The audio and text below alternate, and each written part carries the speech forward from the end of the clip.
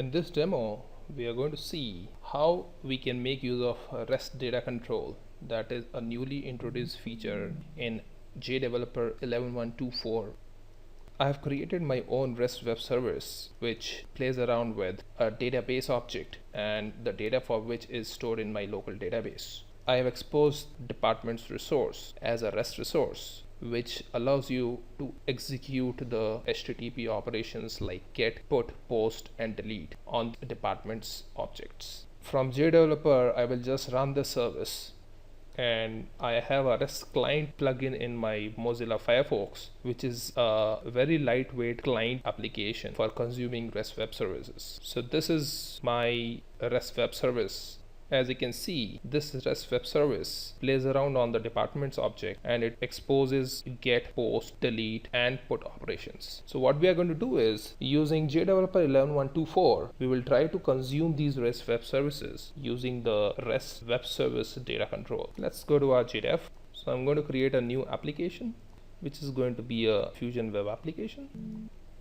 I'll name this as consume REST web service. Hit next and finish. If you are familiar with ADF, then it will not be difficult for you to understand what is done in this demo. The first thing that we need to take care is that the proxy in your JDeveloper preferences is set correctly so that you can connect to this REST web service.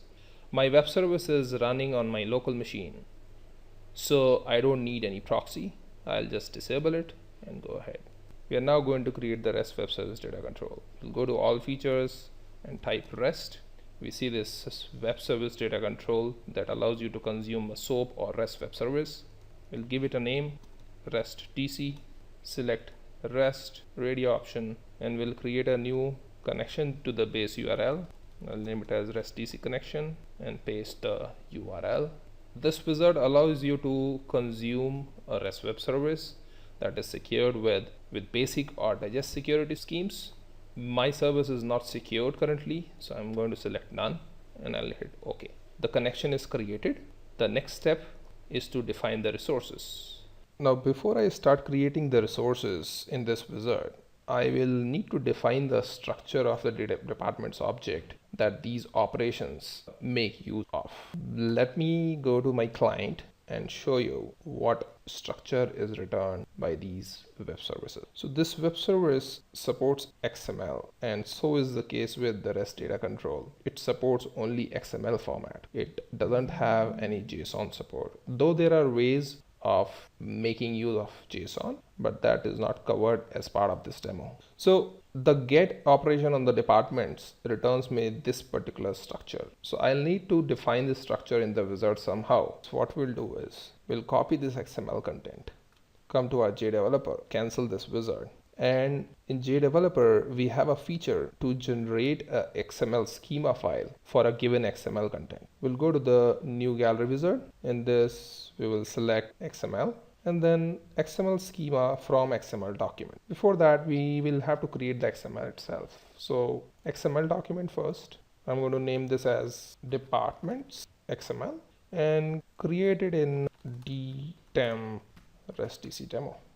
In this XML, I'm just going to paste the response that I copied just now. We'll just format it. So here you have the data that is returned by the web service get operation. We'll save this, and now we'll invoke XML schema from XML document. As you can see, the currently opened XML file is taken as the input as XML document for this wizard, and the name of the XSD, I'll mention it as departments, and I'll save it again in the same location. This generates a schema that defines the structure of departments object. We are going to make use of this schema when we are defining our REST resources. Now we'll have to do the same thing for the department object. We'll go to the client again, the sample client application, and we'll try to get the return just for one specific department. Now we'll copy this return and again create an XML file. Name it as department.xml. I'll again mention the location as my temp directory. I'll copy and paste the content, save it, Again, invoke XML schema from XML document. Name this as department.xsd. Location again as my dtemp rest.dc demo directory, and the input XML is department.xml. Now this defines the structure for one single department. Now let's go ahead and create our REST data control. I'll invoke the web service data control wizard, select REST, give it a name, select the connection that I earlier created, and now I know that there's a departments resource that this service exposes. I'll select all 4 operations, name get as get, and the remaining likewise. Hit next. Now we have to configure these operations with respect to the various inputs and outputs that these operations have. We'll configure the get first. The response XSD as we created, rest.dc demo departments.xsd. Let me copy it. So what this means is the get operation on this department's resource will give me the list of departments, the structure for which is defined using departments.xsd. The same is the case with post. In the post, one department structure is taken as input. So we'll define the payload XSD as department.xsd. There's no response XSD for post. For delete, I'll have to see how the delete works. So I'll go to the describe URL of this again, and I'll see that the delete, it takes a department ID as form. We'll try to make use of this delete that takes the department ID to be deleted as a path parameter. So let's just leave this delete for now. Post get put. Put again takes department.xsd as input. And now we'll define one more resource for the delete operation, which is departments slash. We need to give a path parameter here. The notation that is being used here in rest.dc wizard is double hash department ID double hash. Now this defines a delete operation. I'll just name it as delete. And for the delete operation, you can see that the department ID is an input, which is a path parameter. Just give a default value to it, and there's no XSD needed to be configured for the delete. Just hit next and finish. We have our REST data control created here, which has the get, post, put, and delete operations. Now let's try making use of these operations. In the view controller, the first thing that I'm going to do is create a task flow. ADF task flow. I'll just keep as default. In the task flow, the first thing that I'm going to do is create the first view and name it as get.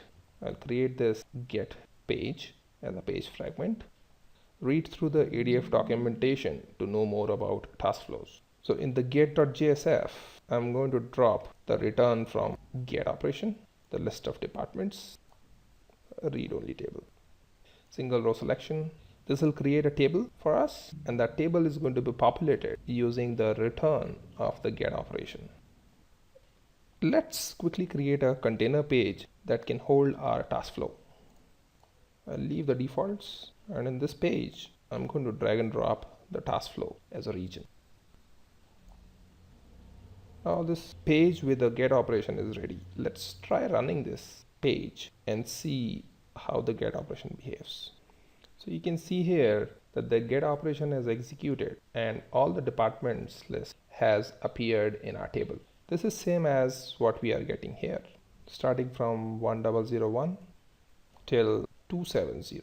Now let's try invoking the other REST operations. The next operation that we are going to play around with is post. So for the post, what I'll do is I'll create one more view in my task flow, name it as post, create a control flow from the get page, name it as post, create another flow from post to get, code back, and we'll try to create this post page. Keep the defaults. In the DC palette, if you see, for each operation, the input parameters are created separately. So I'm going to drag and drop the post parameter, which is nothing but the department's object, as a editable form. Next, I'm going to drag and drop the post operation as a button.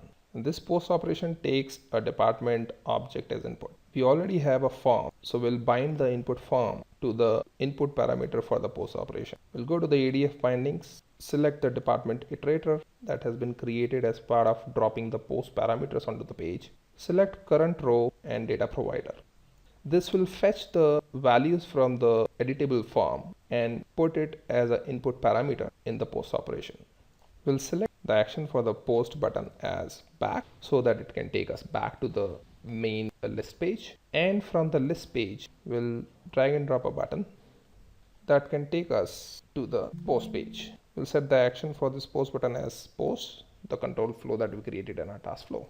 So we'll create one more view in our task flow called put.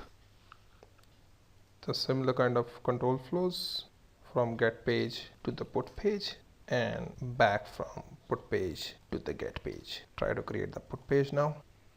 So in this put page, what I would like to do is I would like to have a department object displayed in an editable form and it being populated using the current row selection in the table view. The way to do it is, in a backing bean, you get the selected row from the table and populate the put parameters from there so that the selected row details are copied into the editable form. I'm going to skip that for now, so I'm just directly going to use the put operation along with put parameters.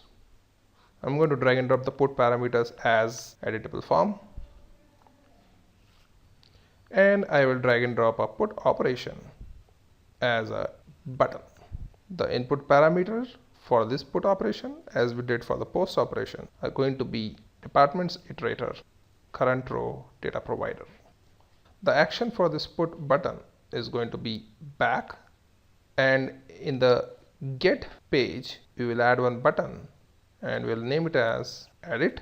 That will take us to the put page. In the task flow, we can drag and drop the get operation and have the result of the get operation going to the get page, and change the back operations from post and put to the get operation instead of the get page, like that. Now this will make sure that whenever a back is invoked from post and put pages, the get operation is always invoked before the get page is displayed. Let's try incorporating a delete operation now. We'll go to the task flow, create a delete page just like the way we did for post and put operations. Create control flows from get to delete page, and from delete to the get operation, we'll name it as deleted. We'll create the delete page. The delete operation takes department ID as input, the department that it needs to delete. What we want to do is we want to have a button in the list page that will take us to the delete page. I'll add one button, name it as delete. The action for this delete button will be delete, the action that we created in our task flow. From this delete, I want to retrieve the selected row and go to the delete page, show the selected row ID and have the actual delete button there. To retrieve the value of the selected row, the simplest thing to do is create an attribute binding in the page that associates with the department ID. This department ID will hold the department ID of the selected row. We'll add a property listener in the delete that will take the value of the selected row department ID using the attribute binding department ID that we created, and it will set a page flow scope variable called department ID. We'll set the type of this listener as action. What this will do is when the delete button is clicked, the selected row's department ID is set into the page flow scope variable. That will be available in the next page that we visit. In the delete page, we will create one output text that will simply display confirm deletion of department ID : and the value would be page flow scope variable that we created earlier. After this, we are going to drag and drop the actual delete operation, create an ADF button, set the value for the input parameter as the page flow scope variable that we created. The action for this delete button will be the action that we created in our task flow, and this should be it. So now let's run our application and see how it works. So here is our application. It lists all the departments that are currently available. Let's invoke the post operation first. I'll enter the department ID as 1001 and the name as new department. We'll invoke the post rest operation. This should add the new department into our database, and here is our new department. If you go here and invoke the get operation on the departments again, it should list the newly added department, as you can see here. Now let's try editing this department now. I'll select 1001, click on edit. I'll enter 1001 here, and I'll change the department name to new department updated, and I'll invoke the put operation now. If you go down and see, the name has been updated for the department. If you invoke this service again from the Firefox plugin, it shows you the updated department. The last thing is to perform a delete operation. We'll select 1001 again and invoke the delete operation. Confirm deletion of the department ID 1001 and delete. This has resulted in deletion of the department. If you go to the Firefox plugin, invoke the get operation again, and you see that the department is gone. This is all I wanted to share as part of this demo. Before I close down, I just want to mention that the REST data control is very much available for use in a ADF mobile application as well. The use cases that we covered in this demo can also be implemented in a ADF mobile application.